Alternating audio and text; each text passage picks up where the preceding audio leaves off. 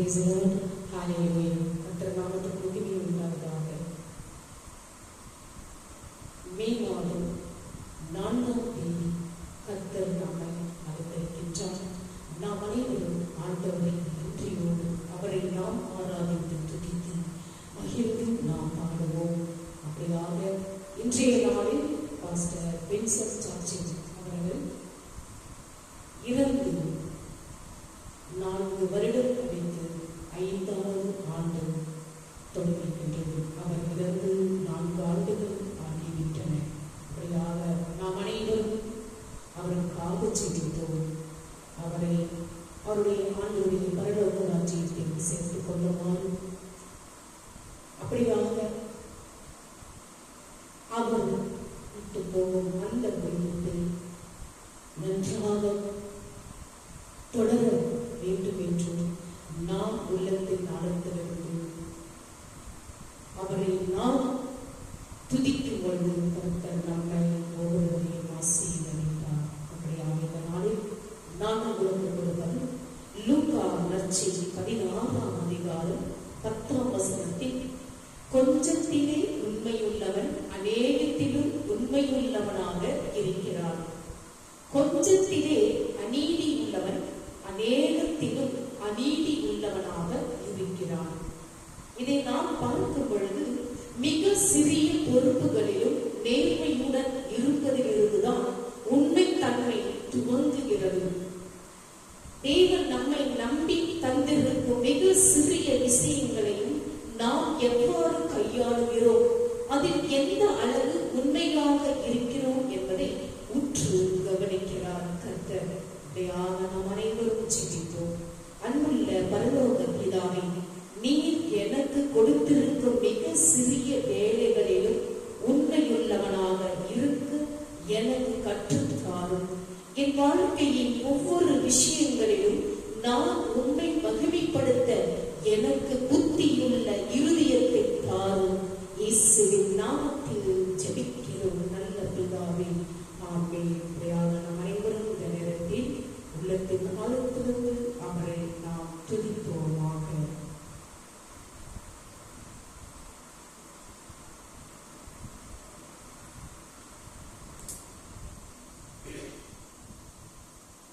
இந்த நேரத்தில் நாம் அனைவரும் அவரை துதித்து பாடுவோமாக.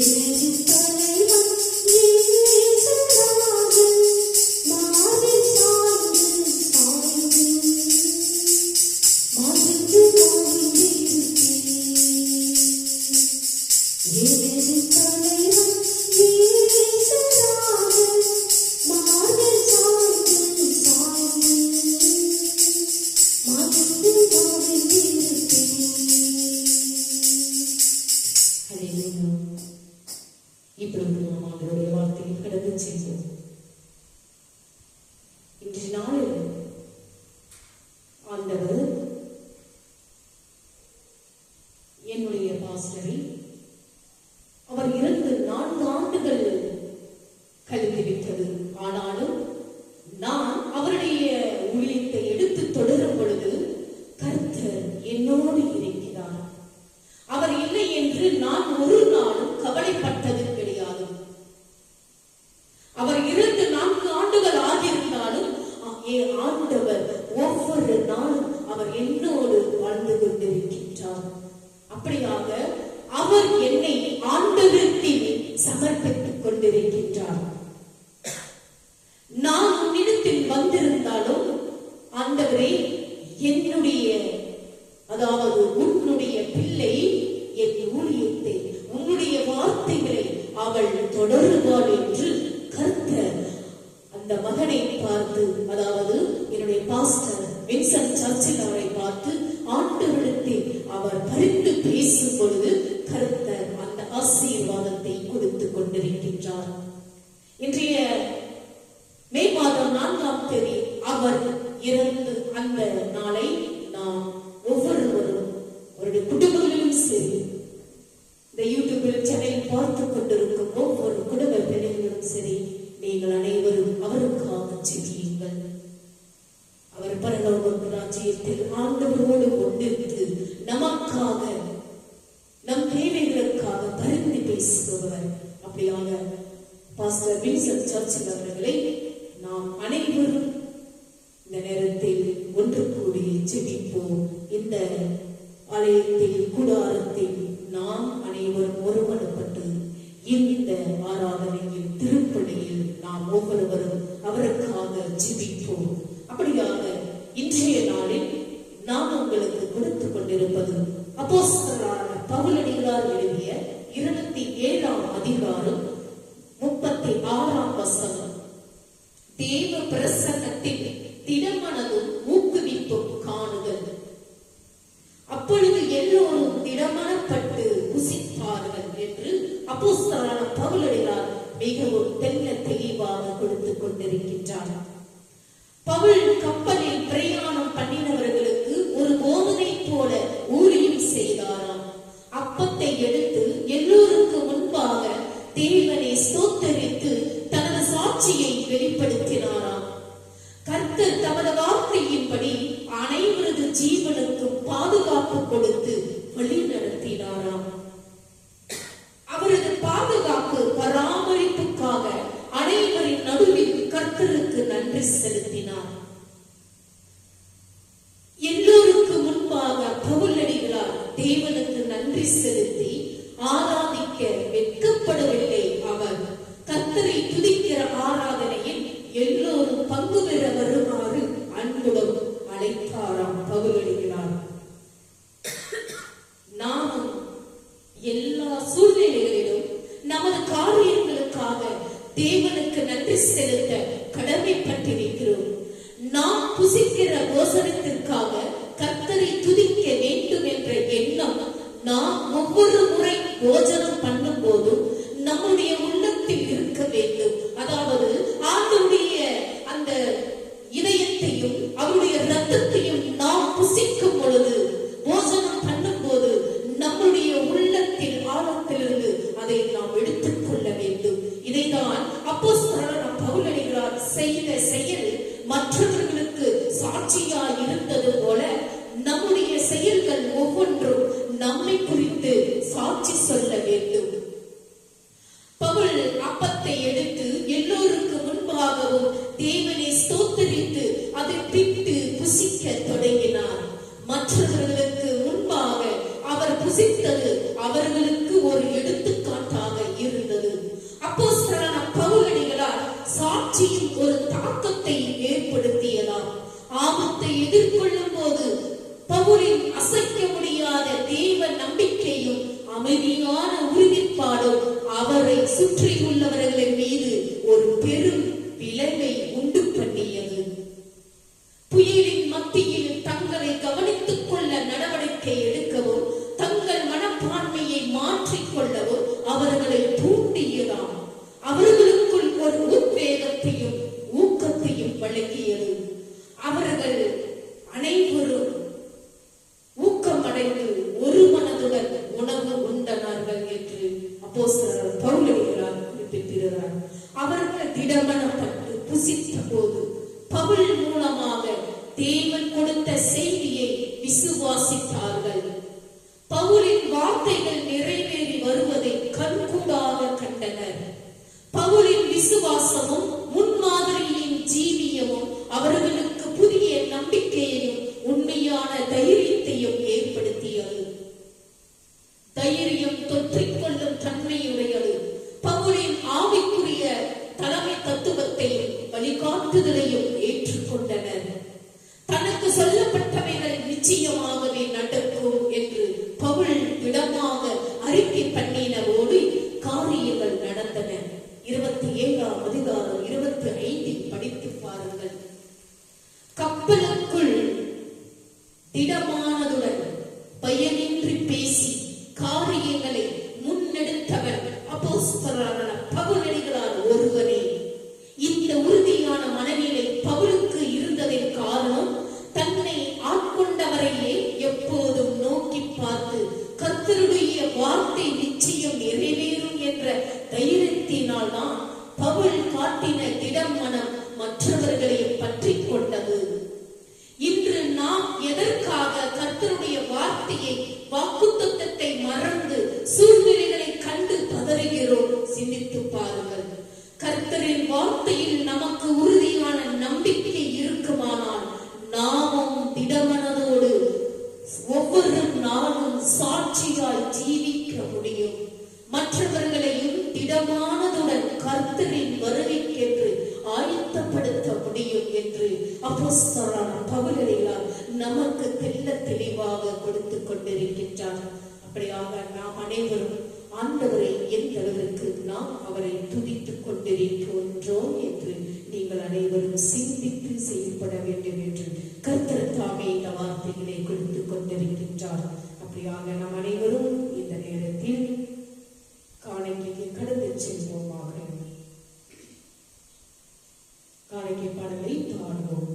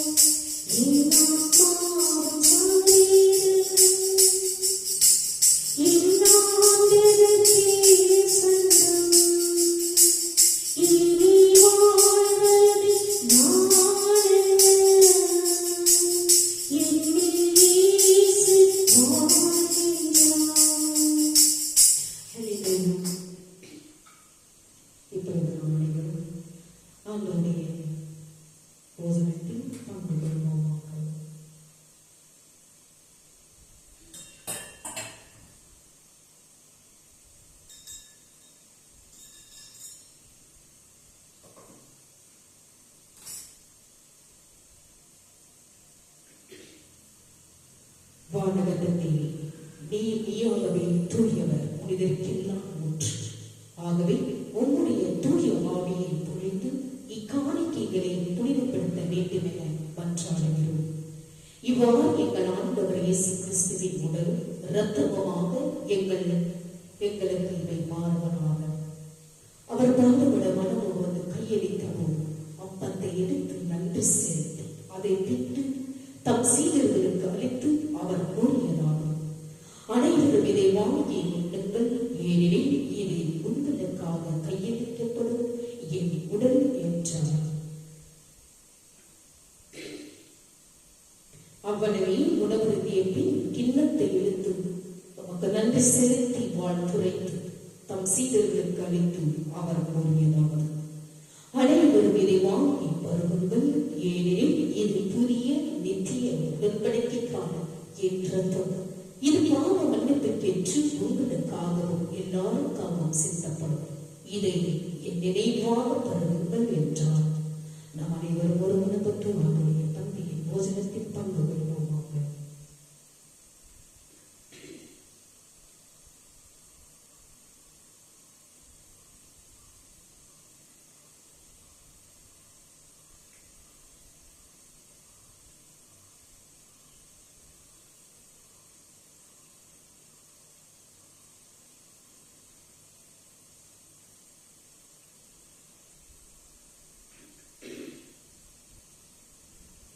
என்று செலுத்தி அவரை நாம் துதித்து வெற்றி பாடலை பாடுவோமாக.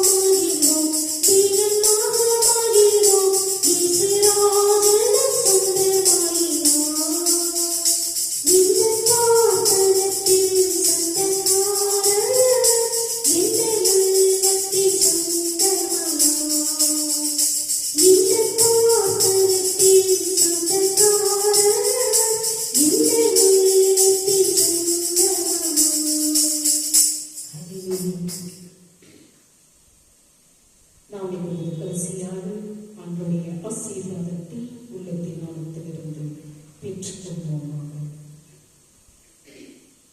கண்களை மூடி நாம் ஜெபிப்போம்.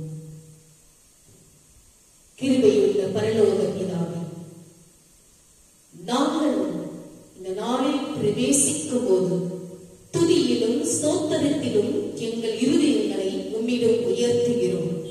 ஒவ்வொரு நாளும் நீர் எங்களுக்கு வாக்களித்த புதிய கிருபைக்காக நாங்கள் உமக்கு நன்றி கூறுகிறோம். உம்முடைய இரக்கங்கள் என்றென்றும் நிலைத்திருக்கும்.